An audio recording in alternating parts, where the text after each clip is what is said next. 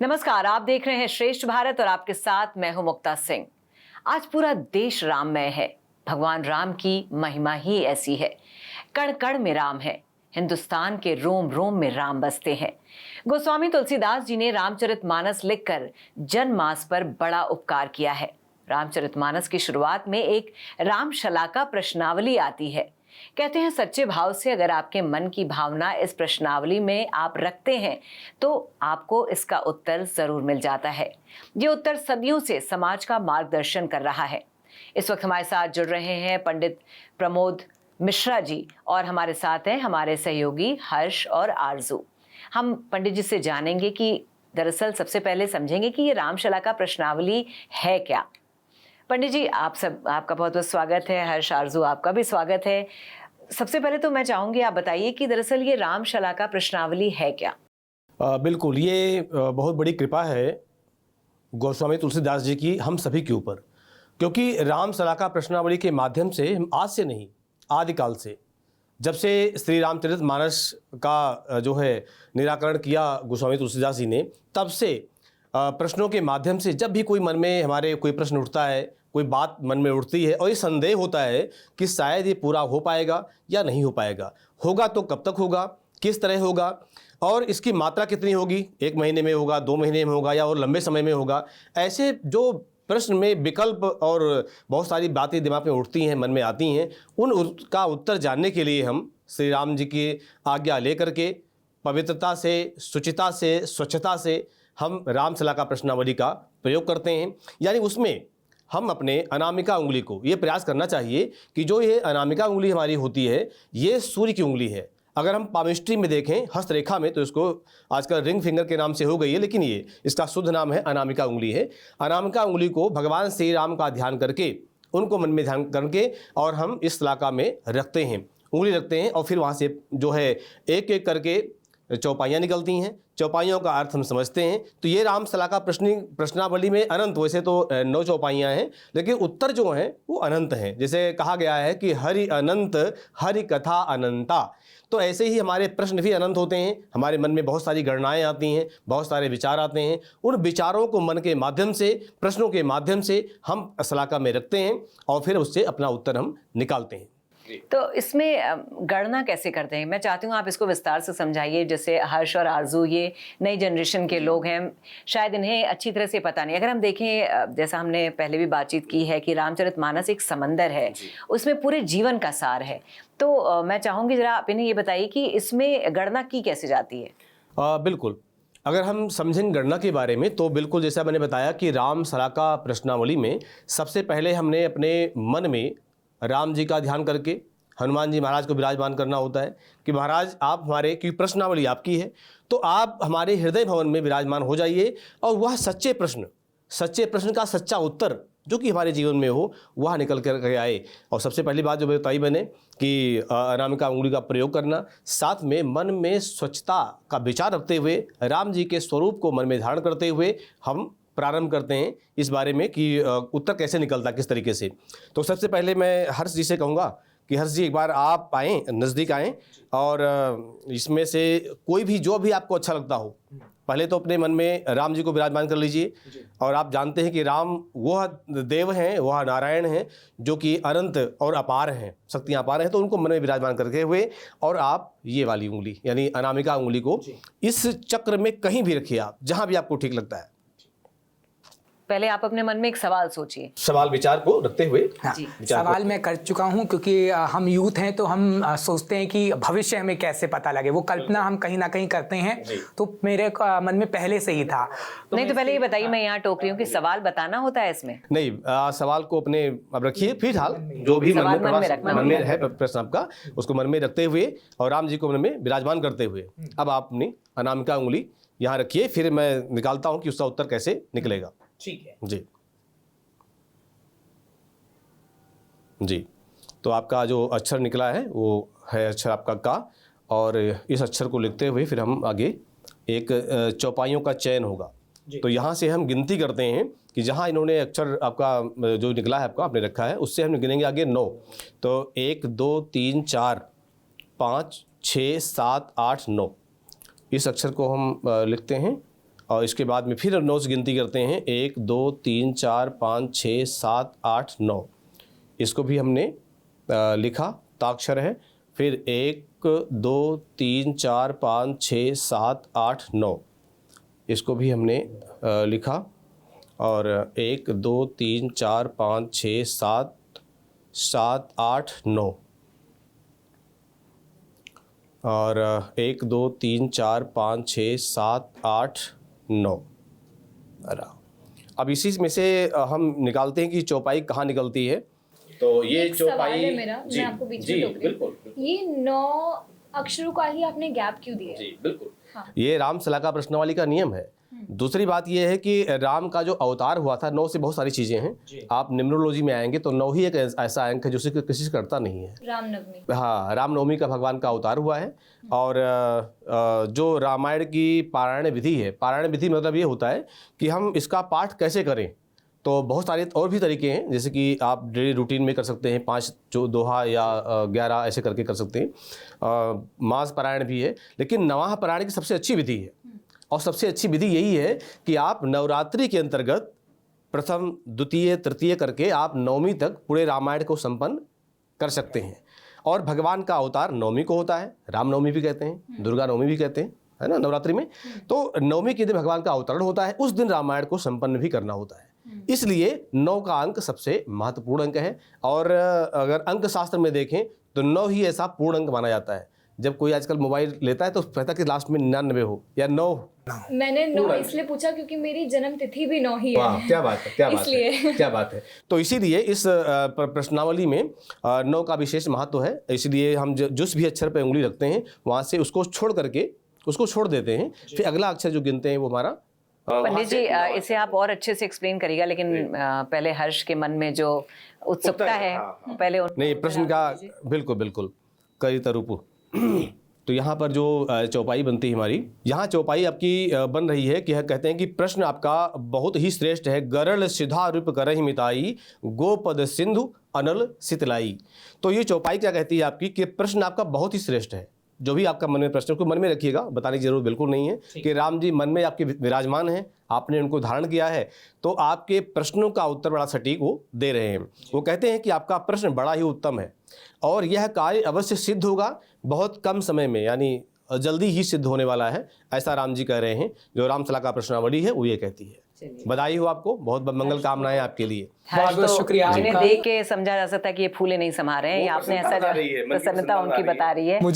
मुझे जो सवाल था वो मेरे मन में था, वो मैं आपको बता भी देता हूँ, क्योंकि मैंने ये सवाल अपने मन में रखा था कि मैं कृष्ण जी का बड़ा भक्त हूँ और उनके दर्शन मुझे कब होंगे। बहुत सुंदर। और अगर आपने ये बात बोली है तो मैं बहुत ज़्यादा खुश हूँ, क्योंकि अगर मुझे उनके दर्शन होते हैं तो मेरा जीवन सफल हो जाएगा। हर्ष जी, आपका बात रोक करके कहते हैं कि जग में सुंदर हैं 2 नाम, चाहे कृष्ण कहो या राम। जी। तो राम जी ने कह दिया है कि कृष्ण की जो दर्शन की मनोकामनाएं आपकी हैं वो बहुत जल्द पूर्ण होने वाली हैं। अच्छा पंडित जी, कितना एक्यूरेट होता है ये अगर कहा जाए भाव के ऊपर मुक्ता जी, तो जैसा हमारा भाव श्लोक है कि यादृशी भावना तस्य सिद्धिर्भवति तादृशी। तो हमारी भावना कितनी मजबूत है, कितनी राम के ऊपर हमारी जो सत्यता है वो अटूट है, श्रद्धा हमारी कितनी अटूट है, उसके ऊपर होता है। ये बिल्कुल 100% सिद्ध होता है, बिल्कुल होता ही होता है। तो इसमें एक सवाल ये भी आ रहा है, मेरे मन में खुद जी, भी आ रहा है बिल्कुल, कि ये क्या ये वही उसको कर सकता है जिसने रामचरितमानस पढ़ी हो या जिसको चौपाइयाँ समझ में आती हो, या एक नॉर्मल आदमी भी कर सकता है? आज हर्ष भी चाहे तो ये कर सकता है। बिल्कुल। देखिए, रामायण जो है या राम शलाका प्रश्नावली है या राम है, बच्चे हैं, इन्होंने नहीं पढ़ा है तो भी ये कर सकते हैं। खैर मैंने भी पूरी नहीं पढ़ी है, इसलिए रामायण तो राम तो हर किसी के हृदय में विराजमान है। हमारी आत्मा ही राम है। कहते भी एक कहावत है, आत्मा राम, आत्मा ही राम से जुड़ी हुई है, उन्हीं का अंश है, उन्हीं का किरण है। वो हर एक जीव है, हम तो मनुष्य योनि में हैं, हर एक जीव राम का अंश है। इसलिए कोई भी उसे ये नहीं कि आपने बहुत अच्छी पढ़ाई कर रखी है या आपने बिल्कुल नहीं पढ़ा है, या आप रामायण को मानते हैं या रामायण को नहीं मानते हैं, कोई इससे प्रयोजन नहीं है। बस प्रयोजन ये है आपके मन का विश्वास और प्रश्नावली। अच्छा, एक मेरे मन में भी सवाल है, जैसे आजकल यूथ हैं वो काफ़ी सारे ऐप्स का इस्तेमाल करते हैं, लेकिन इसके बारे में कहा गया है कि अगर आप इससे सीखते हैं या फिर इसको जानते हैं तो वो सटीक भविष्यवाणी होती है। रामचरितमानस के लिए भी ये कहा गया है, तो उसके लिए आप क्या कहना चाहेंगे? बिल्कुल, मैं ये कहना चाहूँगा कि हर एक सनातनी के यहाँ रामचरितमानस की पुस्तक होनी चाहिए, और जो भी हो सके, जितना भी हो सके, वह 5 या 7 दोहे का पाठ भी करे, ऐसा मेरा कहना है। क्योंकि जो हमारा यूथ है, हमारी जो न्यू जनरेशन है, वो लगभग पीछे 3-4 पीढ़ियों से बहुत पीछे हो गई है। उसको समय के साथ जोड़ने के लिए, धर्म के साथ जोड़ने के लिए, धर्म से जुड़ा रहे, इसलिए रामचरितमानस के कम से कम 5 या 7 दोहे का पाठ उसको करना ही चाहिए। और पुस्तक से, देखिए टेक्नोलॉजी बहुत ज़रूरी है, लेकिन टेक्नोलॉजी ऐसी भी ना हो जो कि आपके मन को कहीं ना कहीं बिगाड़े या मन को डिस्टर्ब करे, या टेक्नोलॉजी में इतना हम खो जाएं। आप मोबाइल से याददाश्त नहीं बढ़ा सकते, मोबाइल आपकी याददाश्त को कम करेगी। इसलिए प्रयास कीजिए कि रामचरितमानस की पुस्तक, शुद्ध बढ़िया सटीक पुस्तक आपने घर में रखिए, अर्थ सहित रखिए। अर्थ सहित इसलिए कह रहा हूँ मैं हर्ष जी, क्योंकि कारण क्या होता है कि जब तक हमें अर्थ नहीं पता होगा तो हम तो चौपाइयों को पढ़ते जाएंगे, दोहे को पढ़ते जाएंगे, और ये भी छंद कहा को जाता है पढ़ते कि जाएंगे, अर्थ का अनर्थ हो जाता है, फिर अर्थ का अनर्थ हो जाता है। तो इसलिए प्रयास करें कि उसके चौपाइयों को पढ़ें, दोहे को पढ़ें, छंद सोरठे को पढ़ें, साथ साथ उसके अर्थों को आप समझें कि आखिर इसका अर्थ क्या होता है। अगर अर्थ नहीं होगा तो हो सकता है कि हम मन में कहीं अनर्थ बैठे हों कि देखो ये रामायण में ऐसा कैसे लिखा है, ये क्यों लिखा है। तो प्रसंग बस जो जो चीज़ें लिखी उसका अर्थ भी आपको मालूम होना चाहिए, इसलिए आप पढ़ें। इस सवाल को मैंने इसलिए किया मैम, क्योंकि हमने देखा है कि जब कृष्ण भगवान का नाम लिया जाता है तो उनका नाम कृष्ण है, लेकिन कृष्णा द्रौपदी का नाम है, तो अर्थ का थोड़ा मतलब चेंज हो जाता है। हम कृष्ण को पाना चाहते हैं, लेकिन हम कृष्णा नाम जपते हैं तो हम द्रौपदी को पा लेते हैं, ऐसा कहा जाता है। तो इस वजह से अर्थ का कितना ख्याल रखना चाहिए, ये सवाल बेहद महत्वपूर्ण। हर्ष जी, जैसे अर्थ शब्द है कर्षयति इति कृष्ण, कर्षयति इति कृष्ण। कृष्ण क्या है? जो हमारे मन को अपनी तरफ खींच रहा हो, आकर्षण कर रहा हो, खिंचाव दे रहा हो। इसीलिए का के नीचे एक छोटा रा लगा होता है, कृष्ण, है ना। तो ये जो रा है, वो रा इसलिए है कि हमारे मन को कैसे खींचे, मन को कैसे खींच करके अपने मन में विराजमान करे, और आप अपने हृदय भवन के रूप में कैसे भक्ति को जो है स्थान दें, ज्ञान को स्थान दें, वैराग्य को स्थान दें, और साथ साथ परब्रह्म के स्वरूप में कृष्ण को कैसे आप स्थान दें, एक कृष्ण का अर्थ है। अब बहुत सारी चीज़ें ऐसी हो गई हैं, शब्द था कृष्ण, इंग्लिश में आने की वजह से कृष्णा हो गया, था राम, वो रामा हो गया। तो इसलिए प्रयास करें कि शुद्ध जो मंत्र हैं या शुद्ध नाम है उसका ध्यान रखते हुए उसका अपने हृदय भवन में और वाणी में उसका उच्चारण करें, शुद्ध करें। शुद्ध होगा तो 1-2 शब्द है, शुद्ध और विशुद्ध। हिंदी में शुद्ध विशुद्ध। शुद्ध तो कहा गया कि एक शुद्धता की परिभाषा है, लेकिन जहाँ विशुद्ध कहा गया है, विशुद्ध का मतलब होता है कि शुद्धता की पराकाष्ठा, ये शुद्धता से काफ़ी ऊपर वो विशुद्ध है। इसलिए ठीक है, अंग्रेजी बोले, खूब बोले, अच्छी बात है, सुनना भी चाहिए, पढ़ना भी चाहिए, लेकिन अपने ग्रंथों की परिभाषा क्या कहती है, नाम क्या कहते हैं, नाम का अर्थ क्या होता है, उस पर जा करके उस पर जरूर ध्यान देना चाहिए कि सच क्या है। अच्छा पंडित जी, मेरे मन में भी एक सवाल है। जो लोग अपनी लाइफ में छोटी मोटी चीज़ों से भी घबराते हैं या डर जाते हैं, तो क्या उनके लिए भी ये प्रश्नावली एकदम सही है? जो अपनी लाइफ में बहुत छोटे छोटे डिसीजन भी नहीं ले पाते हैं, जरा सी बात पर अगर वो प्रश्नावली खोल के बैठ जाए, क्या उनके लिए भी ये चीज़ सही है? जी बिल्कुल दुबे जी, आपका प्रश्न बड़ा सटीक है, और मुझे लगता है कि जो हमारी युवा पीढ़ी है इनके लिए बहुत काम आएगा। इसलिए क्योंकि ये सत्य है जीवन में, रामचरितमानस जी कहता है कि जो हमारे भाग्य और कर्म में चीज़ें लिखी हुई हैं वो 100% सत्य हैं, और वो अपने सही समय पर उनका अवतरण होता है। अवतरण मीन्स हम क्या भगवान से कभी दुख मांगते हैं कि महाराज हमें दुख दीजिए? नहीं, लेकिन अपने समय आने पर वह दुख प्रकट होता है, आता है। तो ईश्वर से सुख की परिभाषा हम ना करें, आशा ना करें, तो अपने समय पर वह सुख भी आएगा। बस क्या कहता है गीता, क्या कहती है? कर्म करते जाओ, फल की इच्छा न करो। तो आप कर्म करते जाएंगे, फल की चिंता करने की जरूरत नहीं है। और हाँ, ये रामसला का प्रश्नावली किसी विशेष प्रश्नों पर होती है। अब हम सुबह उठे, बस एक काम किया हमने, रामायण को खोला, उंगली रखना, भाई 9 अक्षर गिनने हैं, कौन सा चौपाई आ रही है, वो ठीक नहीं होता है। वो कहीं ना कहीं से शास्त्र का या धर्म का उनका अपमान भी कह सकते हैं उसको बार बार, क्योंकि यानी हमें पूर्ण विश्वास नहीं है। तो आरजू, अब आपके मन में भी अगर कोई सवाल आ रहा है तो आप पूछ सकती हैं। हर्ष ने तो पूछ लिया है। बिल्कुल, मैं अपने मन में एक सवाल मैंने सोच रखा है जी, और जी। मैं उसके अकॉर्डिंगली ही बिल्कुल बिल्कुल। तो मैं रामचरितमानस जी को आपके हवाले करता हूँ, और मैं चाहता हूँ कि आप अनामिका उंगली को जहाँ भी आपको सही लगता है वहाँ पर आप रखें, फिर पूछते हैं क्या उत्तर निकलता है राम जी से। जी बिल्कुल बिल्कुल, ये अक्षर आपका बड़ा सुंदर निकला है। गा से गणेश, तो सबसे पहला अक्षर आपका निकला है गा। आगे देखते हैं 1 2 3 4 5 6 7 8 9। गा छोड़ के अगले अक्षर से उसको गिनना है। हाँ, फिर वहाँ से अगले गिनेंगे हम। फिर 1 2 3 4 5 6 7 8 9 पा। अगला अक्षर है 1 2 3 4 5 6 7 8 9 रा। 1 2 3 4 5 6 7 8 9 ही।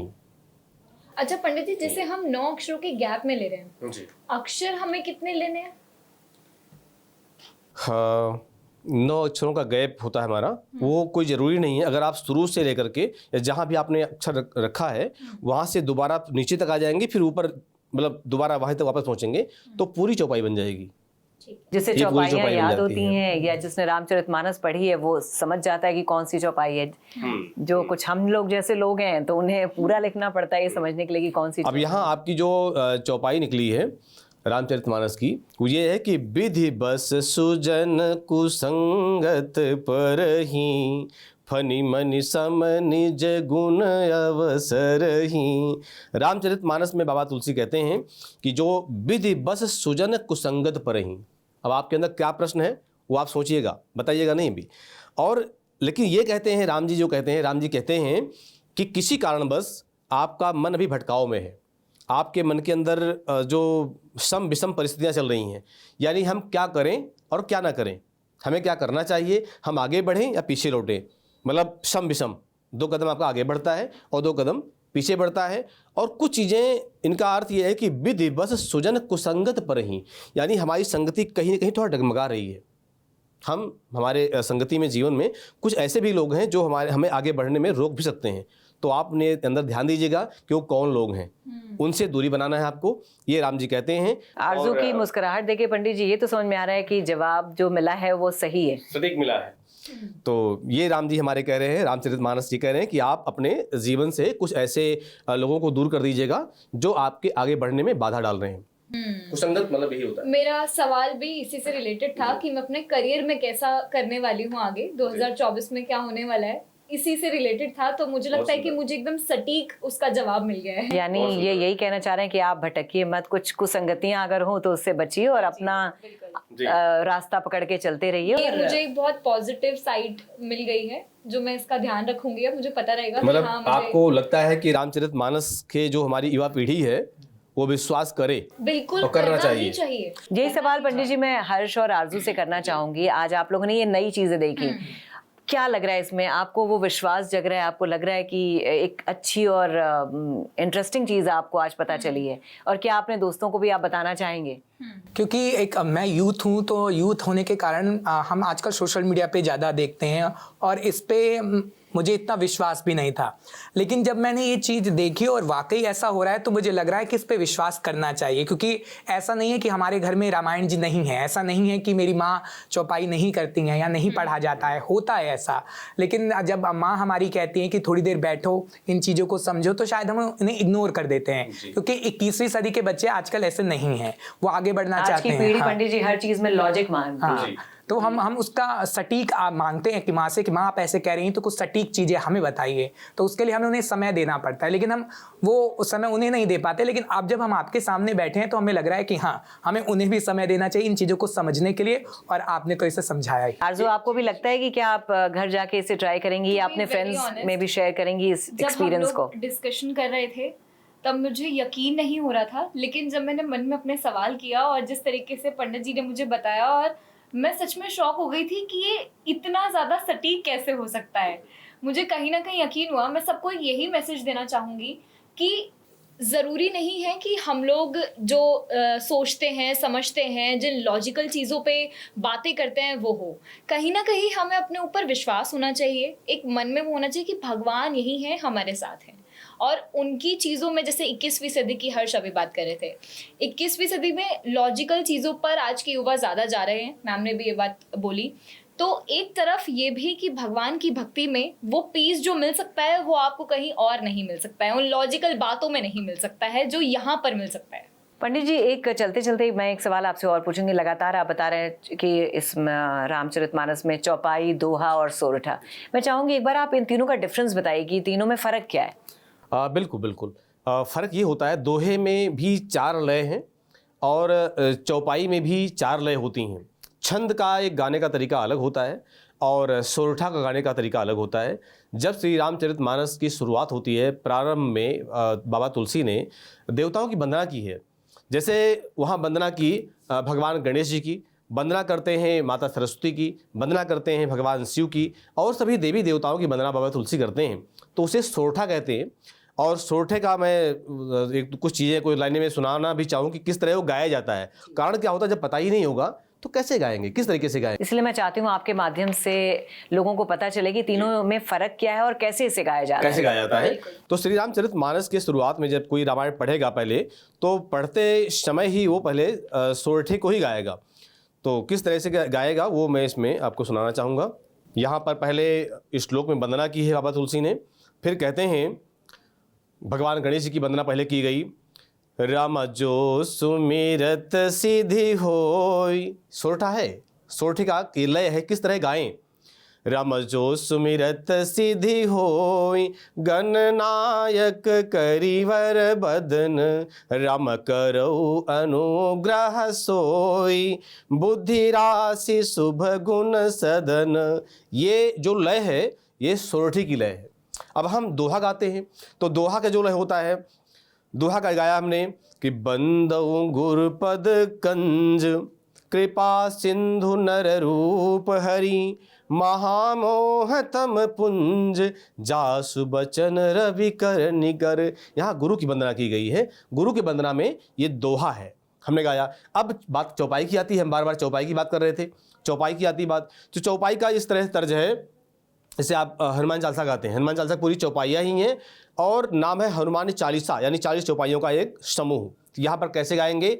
बंदो गुरु पद पदुम परागा, सुरुचि सुबास सरस अनुरागा, अमिय मूरी मय चूरन चारु, समन सकल भवरुज परिवारु, सुकृति शंभु तन विमल विभूति, मंजुल मंगल मोद प्रसूति। यह तर्ज जो है, ये तर्ज जो यहाँ पर रामनारायण में दी गई, ये चौपाई है। अब बात आती है छंद की। तो रामचरितमानस में बहुत जगह है जो है बाबा तुलसी ने छंदों का समूह दिया है कि छंद कैसे गाया जाए, किस तरीके से गाया जाए, उसके भी अलग अलग तरीके रामायण में दिए गए हैं। बहुत जगह बाबा तुलसी ने बाबा भगवान की वंदना करते हुए, ऋषियों मुनियों ने बाबा की वंदना की है, भगवान की वंदना की है। तो उसमें छंद कैसे गाया जाएगा वह आपको हम एक बार सुनाना चाहेंगे। जैसे लंका कांड आता है, लंका कांड में रामचरितमानस का जो है 6ठा कांड है, उसमें दोहा नंबर 85 यानी 85 नंबर पर एक जो छंद हैं, वो छंद कुछ इस तरीके से हैं, वो आप समझ पाएंगे कैसे गाना है। छंद कहीं भी रामायण में आपको मिलेंगे, तो किस तरीके से गाना है उसको, ये आपका विधि मैं बता रहा हूँ। शारंग कर सुंदर निसंग, सिखिसिली मुखा कर कटिक स्यो, भुजदंड पीत मनोहरायत, उर्धरा सुर पद लस्यो, कह दास तुलसी जब ही प्रभु सर चाप कर फेरन लगे, ब्रह्मांड दे गज कमठ अहि मही, सिंधु भूधर डगमगे। तो इस तरह से इनका जो समूह है, छंद कैसे गाना है, सोरठा कैसे गाना है, दोहा कैसे गाना है, चौपाई कैसे गानी है, या मैंने आपको अलग अलग तरीके से बताया। मुझे लगता है कि आपको जो हमारे दर्शक रहेंगे समझ में आएगा उनको, और हर्ष को और दुबे जी को भी बहुत बढ़िया तरीके से समझ में आएगा होगा कि कैसे हमें छंद गाना है, कैसे चौपाई गानी है, कैसे सोरठा गाना है और कैसे दोहे गाने हैं। तो इस तरीके से जो मतलब जब भी हम रामायण पाठ करें, तो जब भाव हमारे अंदर जब आएगा, जब उसका गाना का तरीका आएगा, नहीं तो फिर हम कहीं ना कहीं हमारी जीभ लड़खड़ाएगी और सही तरीके से हम नहीं गा पाएंगे। नहीं पंडित जी, आपने बहुत ही अच्छे और सरल तरीके से दर्शकों को समझाया, हम सबको भी समझाया और रामचरितमानस के बारे में इतनी अच्छी चीज़ें बताई, इसके लिए आपका बहुत बहुत धन्यवाद। तो हम एक बार फिर से अपने दर्शकों को बताना चाहेंगे, ये रामशला का प्रश्नावली के बारे में पंडित जी ने आज आप सबको बताया, और यही कहा जाता है कि अगर सच्चे भाव से, आप सच्ची भावना से प्रश्न रखते हैं तो इसका उत्तर आपको ज़रूर मिल जाता है। बहुत बहुत शुक्रिया आप सभी का इस पूरी चर्चा में जुड़ने के लिए। श्रेष्ठ भारत पर खबरों से जुड़े रहने के लिए चैनल को सब्सक्राइब करें, बेल आइकन दबाएं और देखते रहें श्रेष्ठ भारत।